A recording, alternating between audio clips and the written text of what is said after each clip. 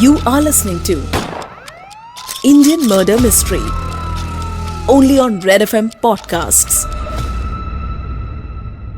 Stream smarter. 1950s की बात है। मद्रास के ब्रॉडवे इलाके में एक सिनेमा हॉल था, मिनर्वा।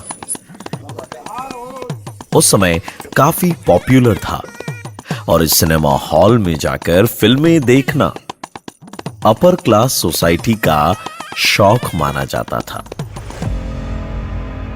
ट्रेन में बॉडी मिलने से कई दिन पहले का एक किस्सा है जो केस के बारे में आपको एक और पहलू बताएगा। देवकी अपने पति मेनन के साथ एक दिन मिनर्वा थिएटर में आई थी।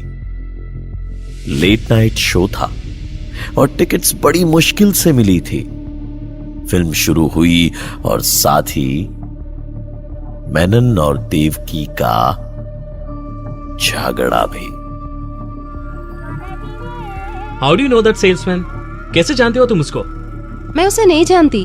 Let's watch the movie.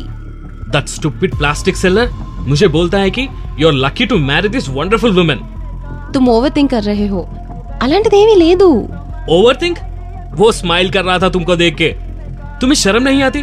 मुझसे झूठ बोलती हो। उसके साथ था कुछ तुम्हारा। मेनन बोलता गया। Tell me the truth. और देवकी उसे सुनती रही। उसकी आंखें भरने लगी थी।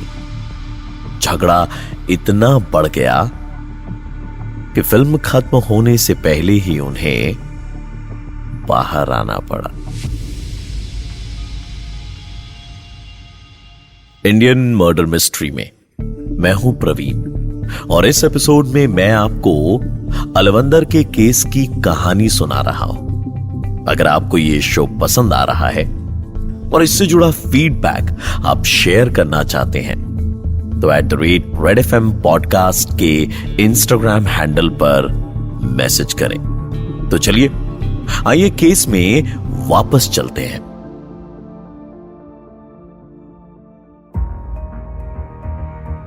अब तक आपने सुना कि अलवंदर एक प्लास्टिक व्यापारी था और एक दिन अपने किसी दोस्त से मिलने रोयापुरम के लिए निकला था, लेकिन दुकान पर वापस नहीं आया। अलवंदर की पत्नी अगले दिन उसे ढूंढने निकलती है और थक हार के जेमन कंपनी के मालिक की मदद से पुलिस स्टेशन में मिसिंग रिपोर्ट दर्ज कराती है। लॉ कॉलेज पुलिस स्टेशन से एक कांस्टेबल को रोयापुरम में रह रही अलवंदर की दोस्त देवकी मेनन के घर भेजा जाता है।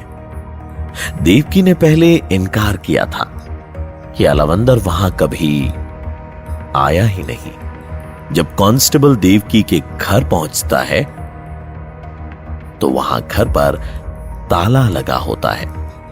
आसपास वालों से जांच पड़ताल करके लौटते समय कांस्टेबल को समंदर के किनारे एक थैली के अंदर शर्ट में लिपटा हुआ एक सर मिलता है। आइए अब ये कहानी आगे सुनाता हूं। उस कटे हुए सर के बारे में पुलिस चौकी तक खबर पहुंचती है और टीम्स रवाना हो जाती है। बीच पर एक सर मिला और एक दिन पहले ट्रेन में एक बिना सर की लाश मिली। Investigating officers mind had one constant thought, the head of the headless body was found. Evidence and body parts were sent for forensic studies. And then the police waited for results. एक चीज साफ थी। One thing was clear. That Alavandar was dead. Doctor CB Gopal Krishna की report आने में कुछ वक्त लगा। उस समय के रिसोर्सेज और टेक्नोलॉजी को मद्देनजर रखते हुए उन्होंने काफी जल्दी ये रिपोर्ट्स तैयार कर दी थी। रिपोर्ट्स में लिखा था कि मरने वाले की उम्र करीबन 42 से 45 साल के बीच है। जिस समय बॉडी मिली उस समय उस आदमी को मरे हुए 48 घंटे हो चुके थे। मरने वाला अलवंदर ही है। इस बात को वेरीफाई करने के लिए पुलिस ने ब्रिटिश मिलिट्री रिकॉर्ड से अलवंदर की फाइल भी निकलवाई। क्योंकि अलवंदर ब्रिटिश आर्मी में काम कर चुका था तो वहां उसके फिंगरप्रिंट्स मौजूद थे। फिंगरप्रिंट्स मैच करने के बाद अलवंदर की पत्नी को बुलाया गया और उन्होंने आकर बॉडी को आइडेंटिफाई किया। देवकी के घर पे लगा ताला अब तक पुलिस के लिए सबसे बड़ी लीड थी। इन्वेस्टिगेशन को आगे ले जाने के लिए मद्रास पुलिस की एक टीम को बॉम्बे भेजा गया। यह देश की इन्वेस्टिगेशन हिस्ट्री में पहला वाकया था जब स्टेट पुलिस के अधिकारियों ने केस की इन्वेस्टिगेशन के लिए फ्लाइट से ट्रैवल किया था। मुंबई को उन दिनों बॉम्बे के नाम से जाना जाता था। उस समय भी सपनों की नगरी जैसा ही खूबसूरत था मुंबई शहर, लेकिन यहां पर देवकी और मेनन सपने देखने नहीं आए थे। यहां वो छिपने के लिए आए थे। बॉम्बे पुलिस की मदद से कुछ ही दिनों में देवकी को अरेस्ट किया गया और फिर उसके पति मेनन को। मेनन उस समय अपना हुलिया बदल कर घूम रहा था। मूछें हटा दी थी, बाल छोटे करवा लिए थे और अपना पहनावा भी बदल लिया था। अब मेनन के ऐसे करने के पीछे दो कारण हो सकते थे। या तो मेनन बॉम्बे में बाल और मूछें कटवाने आया था, या फिर वो अपनी पहचान छिपा रहा था। जब मियां बीवी से इंटरोगेशन की गई तब समझ आया कि कारण दूसरा वाला ही था। तो किस्सा वहां से शुरू हुआ जब अलवंदर ने ब्रिटिश आर्मी ज्वाइन की। यूनिफॉर्म के रुबाब ने अलवंदर के अंदर कुछ ऐसे जज्बात पैदा कर दिए थे कि उसे लगने लगा था कि वो अब किसी भी लड़की को अपनी तरफ आकर्षित कर सकता है। कुछ लड़कियों से अलवंदर के अफेयर्स भी रहे। सेक्स पावर बढ़ाने के लिए अलवंदर अलग अलग तरीके आजमाने लगा। उसने अफीम खाना शुरू कर दिया था। वो कहता यही था कि ये एस्मा की दवा है, लेकिन ऐसा था नहीं। उसे लगता था कि अफीम से उसकी सेक्स पावर बढ़ जाएगी। इसके अलावा उसने सरकमसिजन या खतना भी करवा लिया। किसी दोस्त ने उससे कहा कि सरकमसिजन से सेक्सुअल पावर बढ़ जाती है और इसने बिना सोचे समझे वो भी करवा लिया। इस वजह से इनिशियल इन्वेस्टिगेशन में जब पुलिस को संदूक में एक लाश मिली तो उन्हें लगा कि मरने वाले आदमी का रिलीजन कुछ और है।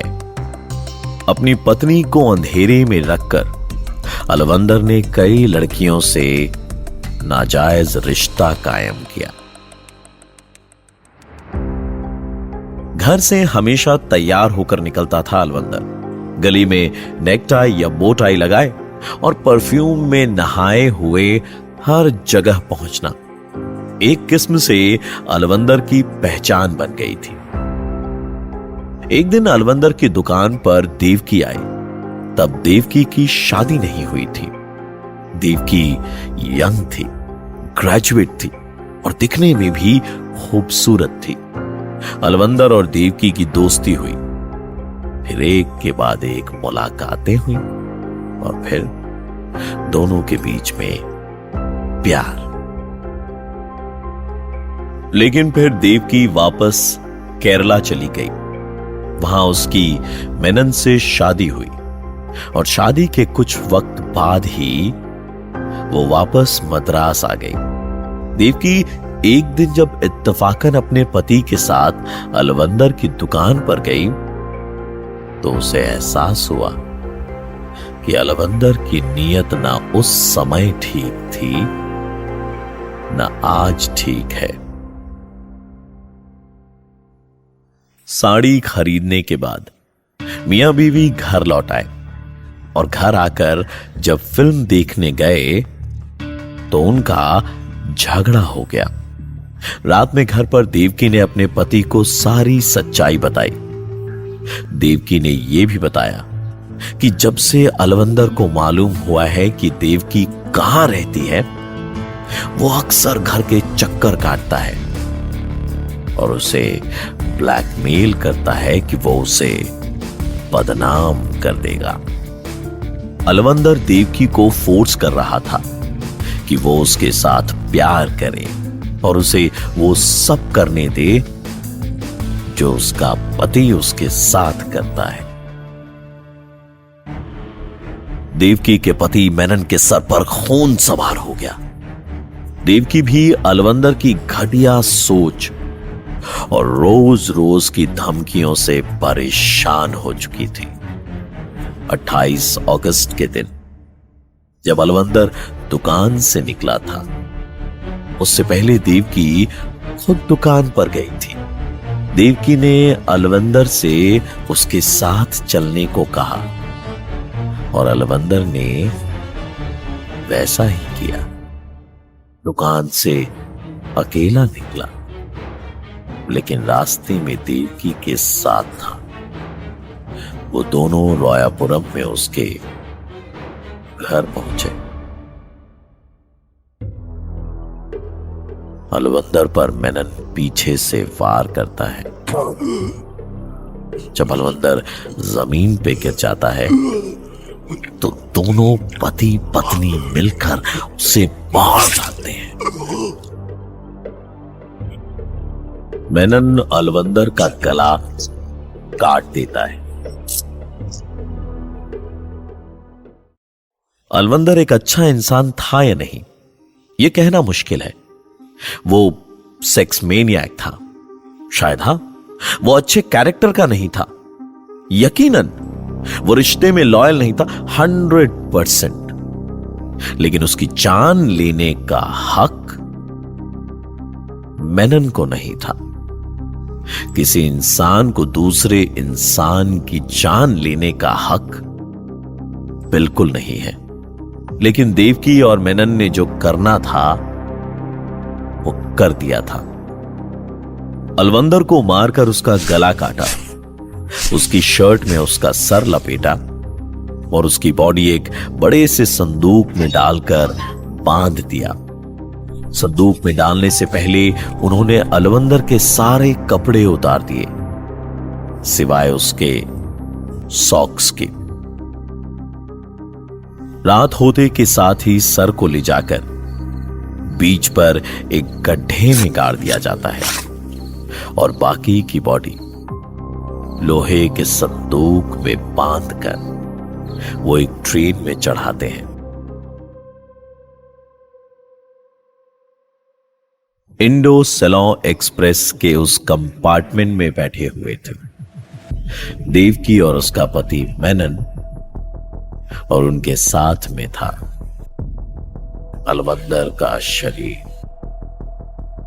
और सर धड़ से अलग। 2 स्टेशन के बाद देवकी और मेनन ट्रेन से उतर गए। एक तरह से परफेक्ट मर्डर था, लेकिन आप तो जानते हैं इस जिंदगी में कुछ भी परफेक्ट नहीं होता, कुछ भी नहीं। पुलिस को वो ऑटो वाला मिल गया जिसने उस दिन अलवंदर को रोयापुरम में देवकी के घर के बाहर छोड़ा था। आखिरी बार अलवंदर को जिंदा देखा था एक साइकिल रिपेयर शॉप वाले ने। साइकिल रिपेयर शॉप वाले ने बताया कि उसने अलवंदर को देवकी के घर जाते देखा था पर वापस आते नहीं देखा।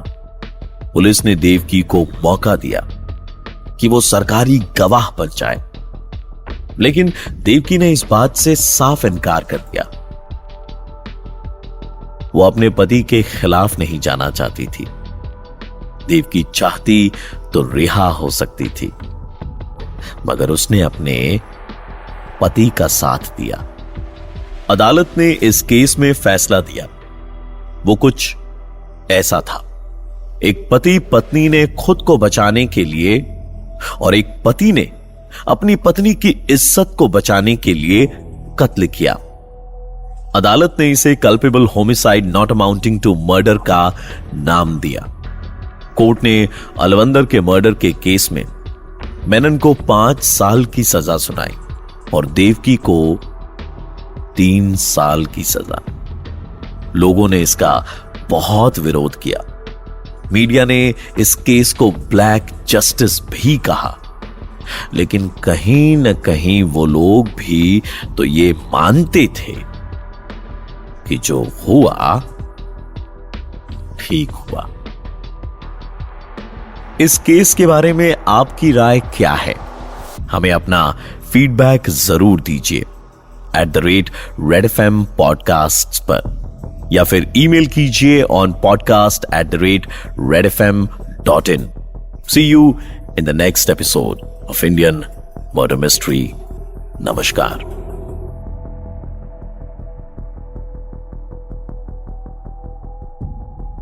You are listening to Indian Murder Mystery, written by Dhruv Law. Audio designed by Ayush Mehra. Creative Director Dhruv Law. Send your feedback and suggestions right to us at podcast@redfm.in.